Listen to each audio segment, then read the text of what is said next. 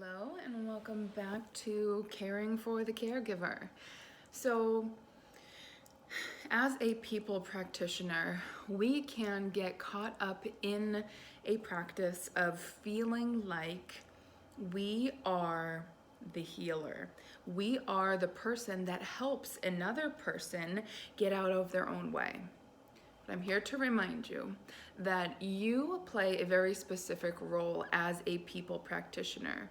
You are there to be a guide, to be a good listener, to be a reflection of that person, and to do your specialty, whatever that may be, whether you're a chiropractor, whether you're an esthetician or a teacher or a parent or whatever your role is. You have specific expertise that are needed, but knowing where the line is, like for me in session, so whether it's an hour and a half with somebody, I understand that I play the Reiki practitioner, life coach, mentor, motivator, clarifier. I play all these different roles in that time that we're together. Then after the fact, I usually check in with people the next day after, but the second that appointment ends is when I hand the ball over to the client, over to the person that I'm working with. Because I think sometimes as the practitioner, we can get into the habit of thinking, I helped them. If they didn't come and meet me, then would they have realized that? Would they have healed that part of themselves? Would that have shifted for them? And that's a really hard question to answer. However, I want to remind you that healing is up to the individual. That you can do the most profound chiropractic work. You can do the most profound fill in the blank. And it may not have a lasting impact on that person for many different reasons. But remembering, what is my role? What job do I play here? What is the client's role? So I think of this analogy often because it really works. So say you have a wound, right? You have a cut on your arm and it's pretty gnarly. There's an infection, so you have to go to the doctor.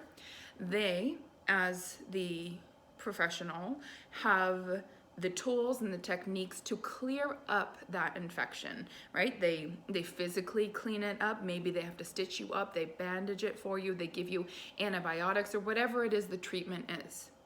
Their job is done. The second you walk out of that door and they instruct you on what to do, how to care for it, job done. But sometimes as a people practitioner or a caregiver, we get into the habit of thinking that our job is ongoing, that we have to continue the work, that we have to keep checking in, keep kind of monitoring the people that we're working with. But going back to the wound analogy, that person who has the infection, it's up to them to take their medication on time.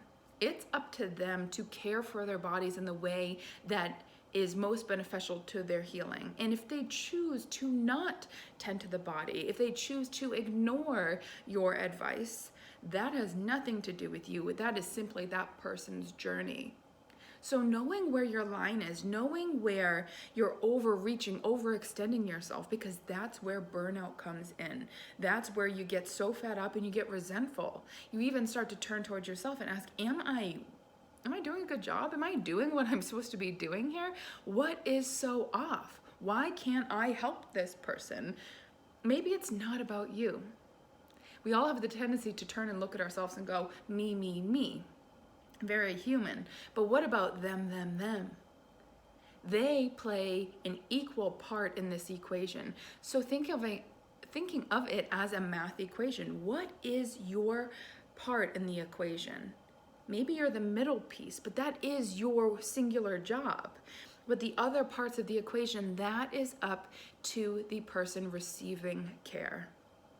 So if you've been taking on other people's burdens, if you've been taking on jobs, putting on hats that aren't yours to be worn, the first thing is addressing that, acknowledging, okay, I'm totally taking on other people's stuff. I'm taking on the responsibility of someone else's well-being when I have no power there. And that's where we start to feel like the work we're doing isn't effective. that we're not being helpful, that maybe there's another course to take, there's something more I need to do. No, we just need to recalibrate. We need to remember, what is my role? How am I here to serve? And asking yourself that all the time. How am I going to serve today? And trusting, that's sometimes really hard, but trusting that the people that come to you are the people that are an energetic match to you. And it may be to your abundance, it may be to your, whatever it is. They are drawn to you for some reason. They sought you out.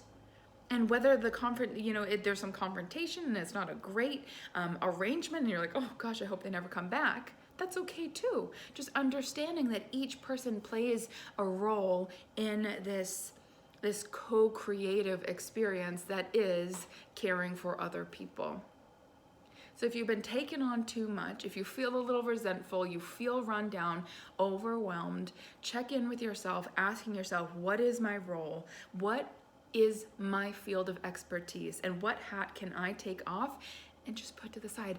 How can I give someone back their stuff? Resend, right? Resend to rightful owner, return to rightful owner here. I've had people, come for a session and have negative side effects. Headache, nausea, upset stomach, extreme emotional dips. And to that I say, oh, good. It's not all about rainbows and sunshine. We are, as a Reiki practitioner specifically, we are using our hands as a channel for light to come through, for light to shine on the places that have gone dark within somebody. Of course that's gonna suck a little bit. Of course when you go to get that wound checked out and they're scraping at it and you're like, why am I here? This sucks. You almost wanna hit the doctor, right? We can't take that personally. We have to know that we are playing a very important role in this person's journey, whether you see them every month or whether you never see them again. You played a part that you needed to. And again, we can kind of get caught up in, did I serve them? Oh, they're having negative side effects, or they don't like how their eyebrows came out, or their back is hurting more than when they came. What did I do wrong? And then you kind of retrace your steps. No, I did everything that I could with the knowledge and the expertise that I have. That's enough. This is for them. I give them back their stuff. So if you're a people practitioner and you're having a little bit of a hard time with boundaries, understanding that that is part of your path, right? That any challenge that comes to you is for you. You're not doing anything wrong. This is simply just part of the journey. Understanding, like when sessions are done for me, I'm done. If I go 10 minutes over, I can literally feel myself, boom, right? Like I'm shutting down. Because we decided on an exchange. You pay me this much, I give you this service for that hour, for that 90 minutes, whatever it is you decide. When we go over that, I have a line, right? And I'm letting myself get pushed beyond that line. And that's, again, where we start to feel resentment, fatigue.